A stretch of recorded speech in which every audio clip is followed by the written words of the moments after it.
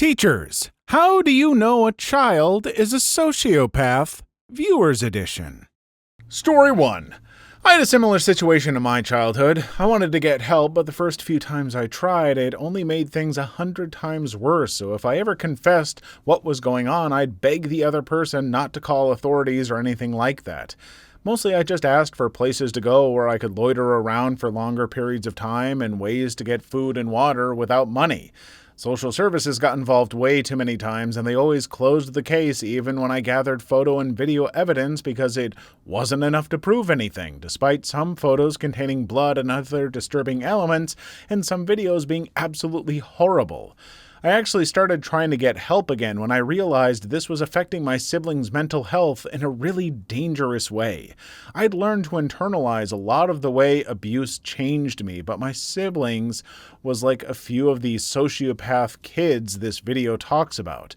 They weren't violent and didn't understand that the way they were being treated was not okay to act out on other kids and adults. Cases continued to get completely dropped even when I was no longer fighting for myself because the abusers constantly lied, including crying and sob stories about how I, a nerdy little kid with people-pleasing tendencies at the time, was the abusive one.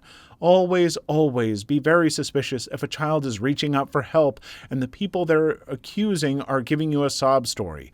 Listen to kids. Convince the adults you have dropped the case, but investigate further and have private conversations with the child. Ask them what's going on, what they think will help, and if they have any evidence. Hell, teach them how to record evidence. Worst case scenario, the kid is lying and now knows how to record evidence if something bad actually does happen to them or someone else. Best case scenario, you have the chance to save or drastically change the life of a child for the better. But want to know the worst case scenario? If you just leave immediately, believe whomever they're accusing, death for them. Seriously, do you all think abusive parents, teachers, priests, whatever, cannot lie and manipulate? If the kid says they're being beaten or yelled at every single day or told they're worthless, stupid, disgusting, should never have been born all the time, do you really truly believe that that same adult who can do such disgusting things to a child cannot easily lie and manipulate you? Awful crap. Absolutely awful. It's true. I think I might have brought up the point in the video that these comments are from, that a lot of these children just seem to be in need and dealing with trauma and stuff like that. And I'll also say, I know the last video, the thread we've taken this from, refers to these kids as sociopaths, but I also know that that's not really the correct term here. They're using it as a catch-all term for troubled kids who are, for just a whole bunch of things. And so try and keep all those things in mind. But yeah, there are definitely some stories here about kids who might have certain, problems, maybe even be sociopaths. Who knows? But there are also plenty that they're just kids in need, and I don't really think I need to add to everything that this commenter said here. Well put. Story 2. Yeah, high school is a seriously stressful time for a lot of kids, especially those that have been singled out. They can suffer all kinds of abuses from kids that, despite their cruelty, somehow manage to have close friends and romantic partners who see them as nice, friendly, even kind and understanding. And the loners will likely see enough to know that the very people that deliberately torture them are viewed this way. In an environment like that, resentment is easy to develop, along with a broad range of other dark emotions. For many, there can seem no safe way to cope that won't harm others except to remind oneself that it'll all be over, and most, if not all, will find themselves on fairly equal footing. Sadly, the bitterness does linger, as do the scars left by bullies' abuses. There's a reason that Japan, a nation with a very serious bullying problem, has among its adult entertainment a rather large branch of fiction centered on bully victims gaining the upper hand and turning the bullies into toys with which they can do whatever they want. Sure, some are clearly designed to cater to the sadists who just want a framing device for their desires, but from what I know of the stuff that's out there, a lot seems to aim much more precisely at those that have felt like toys and slaves who just want to see their persecutors experience some pain for themselves. Story 3. Sometimes suffering kids are misunderstood. I have the story where there was a weird kid who would always go into fights and issues. One day the weird kid just got into a fist fight with another kid, and the principal, an elderly woman, managed to de-escalate the situation in a way that I get to know what a true educator is. She started talking the weird kid out of beating the other kid, and he was very unnaturally angry and trying to look mean, and she said she would not allow him to go to the other kid and resume the fight. Then the kid said he would punch her/hurt her if she stood in the way, and everyone got scared because it was a big, strong kid, despite being like 12 years old, and she was a very fragile, elderly woman. She then approached the angry kid and got her face very close to the kid's face and said, "Then do it. Hurt me." The kid approached his fist in her face, and she didn't move. She kept her face near his fist. Meanwhile, everyone was scared in the background of what could happen. The kid then started shaking, and it was like all the anger left him, and she said, "I know you can't. That's because you are not evil. You are good. You are a good person." The kid then collapsed, crying, and said how he had no friends, the bullying was bad, and he had just lost his mother. Since then, comforted the kid and told him some warm words no one would say to him. This was like 10 years ago. The kid today is in college and is one of the chillest guys I know. I think this story is another great example of just a kid dealing with trauma, but in a bad way because they don't know how to deal with it in another way because they're a kid. And the way that this principal approached that, with humanity and nonviolence was brilliant and might have saved this kid. That literally might have been a turning point that helped this kid turn around. And now they're in college and they're a chill person, and that's wonderful. I'm not saying that nonviolence is always 100% the answer. I don't know. I genuinely don't know. But I think that there are definitely times where it's not considered where it should be. So glad that this one turned out this way.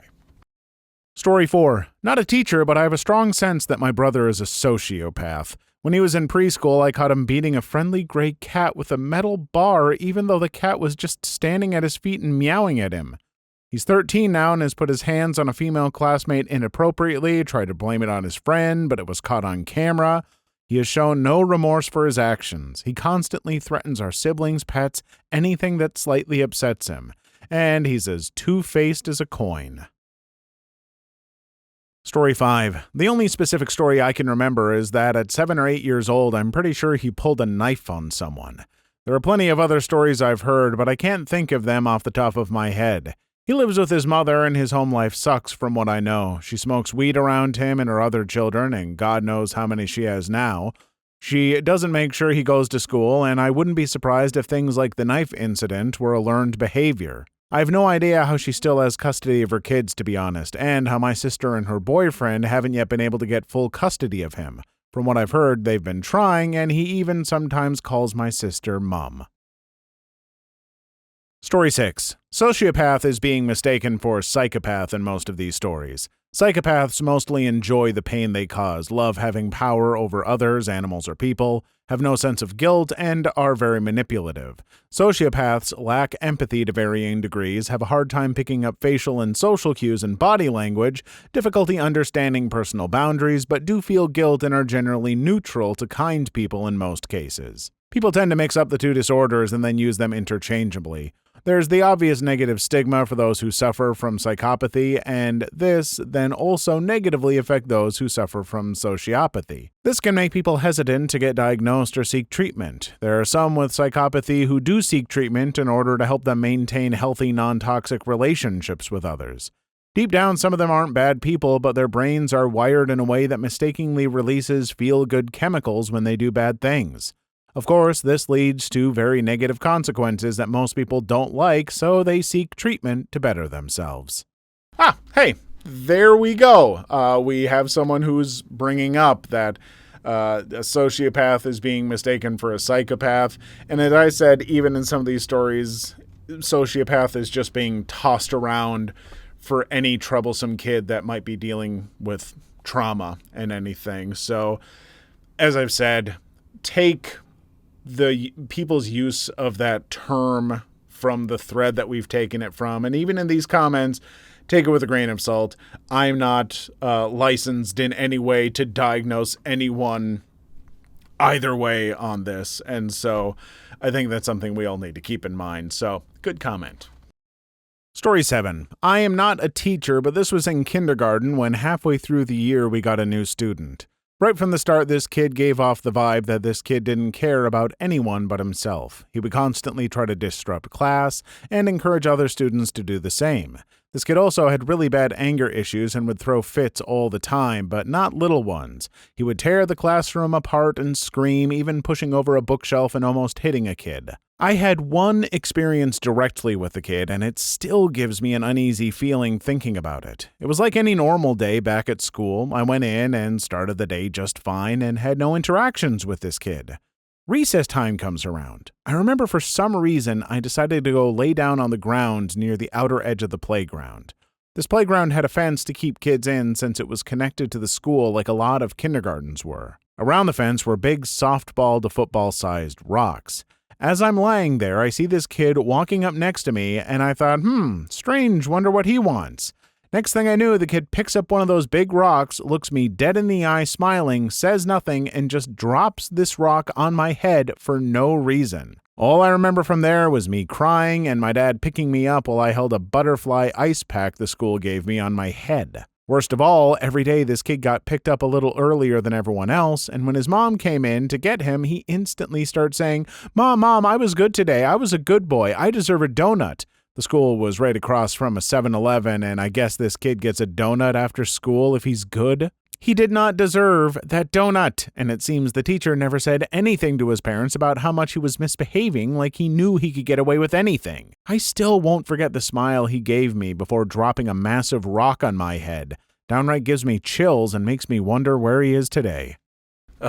See, I hate to hear about this stuff because who knows where this kid is getting it from. I mean, some kids just don't understand boundaries like that and just need some guidance. But it sounds like this parent is just kind of believing this kid. The other authorities at that school, teachers and stuff, aren't telling the parent. Like, it feels like the ball is being dropped all over. And if things don't get corrected, that kid, who knows what he's doing today, but it might not be great. Story 8. I remember in elementary school, maybe second or first grade, there was this small boy who threw stuff, mostly pencils, at overweight students and called them fat. Caused a couple of girls to cry. He threw a pencil at me too once. He screamed constantly and was always disrupting class in some way. Sometimes he ran around the classroom laughing while the teacher tried to chase him. Ironically, his nickname was Chase, I believe. I lived in a bad neighborhood at the time, so I think his behavior might have been caused by some type of abuse that no one really did or could do anything about. Story 9.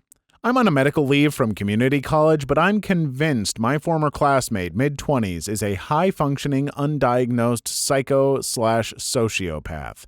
At first, I thought he was on the spectrum, as I myself am, so it's easy for me to spot others who are. But as the semester went on, it started becoming more and more apparent he has some sadistic tendencies. He talks so smooth and charming, and he exaggerates his mannerisms and facial expressions when he speaks, like he's trying to act like a human. He shows no emotion except when he's laughing at someone else, and even then his laughter sounds forced. He doggedly flirts with another classmate who frequently talks about being happily married with 2 children to the point of it bordering on inappropriate. One time in lab, when she was expressing her frustration that she couldn't get something where she wanted it to be, he told her with a sly smile, "Stop your crabbing." When I got frustrated in lab one day and started crying, we'd been working together, tried to comfort me with exaggerated, ultimately empty words. On the first day of school, when we walked into the classroom, I got this awful feeling in my stomach, and the first thing that went through my mind, this guy is nothing but trouble. It worries me that he's married because my abusive ex wasn't much different from him. Speaking of all these pregnant teachers getting threatened/assaulted by their students, this ex was 6'4" and got in trouble when he threatened to punch his heavily pregnant teacher. Story 10. I was probably a kid teachers thought this about at times. I'm autistic and was almost completely untreated until I was 14-ish. On top of that, my mother had untreated bipolar, PTSD, and probably more, and was a compulsive liar, manipulative, and very emotionally and at times physically abusive, which, as you can imagine, severely effed with me. I was generally either very quiet and cooperative and sweet while saying the craziest stories with a straight face, or triggered, screaming, and wildly violent. I wasn't very social, so I didn't usually know much about others' personal lives, but if I found out something personal or vulnerable and was triggered, I would absolutely use that vulnerability against them to hurt them as much as I could. To any adults watching, I probably seemed either terribly unstable and cruel, or terribly sad and in need of help, or maybe both. Hey, thank you so much for actually sharing this with us, because, yeah, like we've said, this isn't even necessarily trauma coming out in bad ways, though, I mean, you did mention PTSD or something.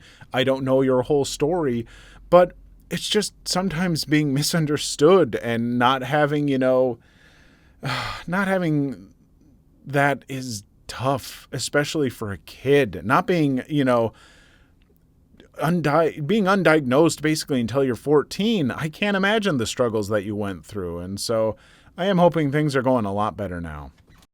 Story 11. I'm not a teacher, but there was a kid I went to high school with who I always wondered about. He wasn't violent or anything, but he would just do the most inexplicable things. He was really smart and had a lot of unusual and specific talents, but he would also say the most confusing and obviously untrue things about himself. He claimed he did a lot of hallucinogenic drugs like LSD or magic mushrooms, even though I knew both of his siblings and they told me he was entirely straight and had never drank, smoked, or done any drugs. They said he pretended to be high all the time so that if he said some weird crap and others didn't believe it, he could explain it away the next day by claiming he was on drugs and hallucinating. He was adamant that he was a virgin and had never had a girlfriend, but he was always visible on his social media with girls acting very obviously intimate with them, and an exchange student told me she'd slept with him and even showed me a non-explicit selfie they'd taken laying in bed together. But he showed up to our prom alone and said he didn't have a date because he was single, and everyone wondered what he was up to. Story 12. As a 5 to 8-year-old, I don't remember exactly how old I was exactly. I threw desks, hit them, yelled, and cussed in class at other students and teachers. I don't even remember doing stuff like that. Later on in high school, I had met someone that I had gone to school with when I was that age, and they said, "Do you remember when you did this or this?" The stories of stuff I did were terrible, but I don't remember. I was abused a lot and stuff growing up before I was adopted, so that was probably why I did that stuff. I was later adopted when I was 8 by my aunt and uncle, and to this day, friends and family tell me stories of stuff I don't remember doing. If anyone is reading this and remembers me by chance, I just want to apologize. I hope you're doing well. Story 13. I remember making a hit list in middle school with the names of all the kids I hated. I was found by one of the kids, she wasn't there, and they gave it to the teacher to try and get me in trouble for it. She didn't buy it and threw it away. The reason I did was because most of the kids on the list had made me the one weird kid nobody liked. They pretty much manipulated the other kids into treating me like an actual wild animal, and I resented them so much for it. Still do resent them for it, but at least that incident snapped me out of the whole "I wish you were all dead" thing. I just ended up going down the "I wish I was dead" rabbit hole. I'll laugh my butt off. But hey, I didn't try to kill any of them or anything, and have not had any thoughts of doing anything like that to anyone else since, so there's that. Story 14. This reminded me of a really strange thing that happened last year. I have a cat that I take on walks on a lead. Near my home is a park and a playground, so there's usually lots of children there. Sometimes the kids want to pet my cat, which is okay as long as they don't try to carry him or are petting too roughly. My cat is very patient with kids, and it's almost never any problem. Cue this kid who starts asking a million questions. Where did I get the cat? What does he eat? Etc., etc. Then he suddenly asks, "What happens if you hit him?" I'm just stunned and fumbling for words and just say that it would hurt him and he'd probably bite you. Then the kid asks, "What happens if you put a knife here?" and points to my cat's back. I start saying you shouldn't do that because it hurts the cat, but the kid interrupts me and says, "Then you'd be very sad and have to go to the hospital." I picked up my cat and left. Don't know how old the kid was, but he couldn't be older than 10, maybe 8. Really wonder how he feels because there's something wrong there. Just one more reason to not let your cats outside alone.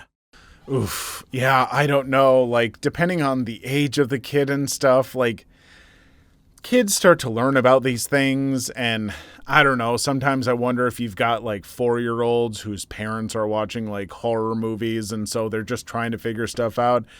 Kid might have been okay, might have been innocent and just, feeding off of, bad stuff from the environment or whatever. Even still, I don't blame you for needing to pick up your cat and get out of there, because I would have done the same with my dogs and gotten them very far from that child. Story 15. I got one. I had a student last year in my 8th grade ELA English Language Arts class who shared an example with the class for the word puncture. His sentence was, "I want to puncture Johnny's lungs with my pencil." We actually had a decent student-teacher relationship, though. At various points during the school year, he would frequently talk about how he liked to punch concrete to make his knuckles harder for fighting, unplugged the surge connectors that powered my computer, monitor, and TV multiple times just to see my frustration, and always had the deadest look in his eyes, like he could murder someone for saying the wrong thing to him. He was very calm, though, 90% of the time, mostly slept in class and didn't do any work. Anyway, those are just the main things I saw that could indicate some level of sociopathy. He also had a crap home life. Single mother who worked 2 jobs and barely saw him. I felt bad for him, but he had a threatening air about him that sometimes just scared the crap out of me. Story 16. I think the closest thing to a sociopathic kid is also my biggest failure. We had a kid who was in a room during cleanup time. It was him, his brother, another boy, and a little girl. The main child of the story was about 9 at the time, and he was a big kid. The other important character in the story is the little girl, who was 5. The group was playing a board game, but the boy kept trying to tickle the girl, looking over his shoulder just before he would. He even jokingly chased her around at one point, like it was some game. This was mostly caught on camera, but there was a blind spot that has since been made to where no one can go there. But we know he was trying to tickle her and kept tickling her legs. The boy was very quickly expelled from the daycare, and the girl took a few days off. What gets me is that a dad walked in, and instead of saying something to the kid or a teacher, he waited until he was in the office to tell one of them. But I find this to be one of my biggest failures because it happened on my watch. I should have been paying more attention, but I was so busy with the end of the day cleanup that I missed it. I mean, hey, we all make mistakes, and unfortunately, you can't be like 100% paying attention 100% of the time. I don't know you and how you work, but I'd like to think that you probably do a great job most of the time, especially if you're kind of semi-blaming yourself for this. So I don't think you should blame yourself.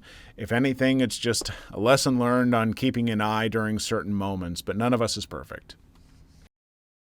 Story 17. I worked with a colleague who behaved in a similar way. He'd do some questionable actions at work, usually involving clients' accounts, then disappear on sick leave or conveniently schedule vacation time that lasted 2 to 3 weeks. He got a lot of people fired because they believed his words, and he had a way of twisting and manipulating them to do what he wanted and take the blame for it since he didn't hold a gun to their head. He eventually left to work for another company in the same sector and started doing similar crap, but thankfully the controls in that place were better and he was gone in a matter of months. I have no idea where he is now, but his mom thinks he's the second coming of Christ and can do no wrong. Story 18. Here's something I would never admit to anyone I know. The only person in my life who does know is my husband. I have a disorder that's almost but not quite like antisocial personality disorder. It's called alexithymia. It's where someone has a hard time understanding both their own emotions and those of the people around them. I used to have a hard time empathizing with others and understanding why and how their emotions were important. People often describe me as being empathetic, but the reality is I care about very few people. I've just gotten really good at anticipating others' wants and needs and reading them. I'd happily let a lot of people get hurt if it meant protecting someone I love, and I wouldn't feel bad about it at all. It was the statement to my therapist, actually, that glued her in. But I also have a hard time with my own emotions. I might be extremely angry or sad or even happy and not understand why I feel the way I do. It's better than it was a few years ago, but I'll always live with this. I have a lot of friends who have no clue that I actually have little to no attachment to them. But I also have people who I haven't spoken to in years that I count as dear friends and hold close to a few, though they may be. Story 19. It was my birthday. I had a few friends over for the party. Mom brings out the cake and one girl pipes up asking if the cake has peanuts in it, stating she has an allergy. It was a store-bought cake and the ingredients didn't state anything about peanuts, but we didn't want to take any chances. None of us were aware of said allergy, and Mom was scrambling to try and find something that didn't potentially have any peanuts in it, as we weren't able to run out and buy another cake. We were all about to call the girl's mom, but then she grins and says, "Just kidding." And my mom has a little chat about not pretending to have allergies. Not a sociopath, but I think about that sometimes. Yeah, I definitely wouldn't call the little girl who did this a sociopath or even necessarily super messed up. Sometimes little kids, they think that they've got like jokes and humor figured out, especially when they learn about like edgy humor and everything. And sometimes that just takes some time to get over. I'm certain I made plenty of dumb jokes like this when I was a kid, too. Story 20. Not a teacher, but this was one of my only memories as a youngling of 3 to 4 years old. I had a friend who we'll call KK, her actual nickname. KK was a very sweet kid with wealthy parents. We were neighbors and our mothers were friendly, so it instantly led us to being friends.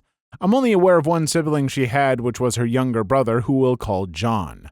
John would come in and want to play with us sometimes, but as an older sibling, it was KK's nature to decline. One day, I'm at her house in the basement playing with weird knockoff Barbies. Her little brother comes down with a freaking bloody knife. Kid was 2. I was just staring, but my petrified self managed to get out a few words. KK, your little brother has a knife. The mother was in the basement also. Don't worry, Max, it's just a plastic knife he uses to play with. I'm only just now realizing that why would his parents ever buy a 2-year-old a bloody plastic toy knife? Moved away and it's been over 5 years, so I hope he's doing well. Story 21. Oof, this reminds me of that kid. Back at my elementary school, we had this boy who is years below me. It's already well known that he's a troublemaker and has a severe case of ADHD. I'm not sure, but that's what I've heard. I was at the library at that time. His classroom was close to the library, unfortunately. Hooray to small neighborhood schools. And one of his classmates pointed out that he kept on failing because he's very hyper. Well, hell broke loose. I heard screaming, crying, chairs thrown, cursing, threats. All of it came from this certain boy. The teacher, even the librarian, I could certainly remember the poor woman running out of the library just to help, all rallied together to stop him and eventually called his mother. Big mistake. His mom's way worse. Instantly believed the little sucker when he told her, "Mommy, that stupid jerk broke my arm, see?" His arm's clearly fine, but nope, his mom had none of it. His mom screamed her head off and cursed at everyone, including us students who just walked in to see what's going on. Even threatened to call the police and claimed that her brother's a well-respected cop and has a pretty high position. The teachers, vice principal, and principal all joined forces to stop the duo, and they eventually left the premises with the mother proclaiming, "I'll be back, you're all going down." Never saw them again after that, though. Good grief. Please leave your story in the comments. I would love to make a video on them in the future. Also, don't forget to like and subscribe.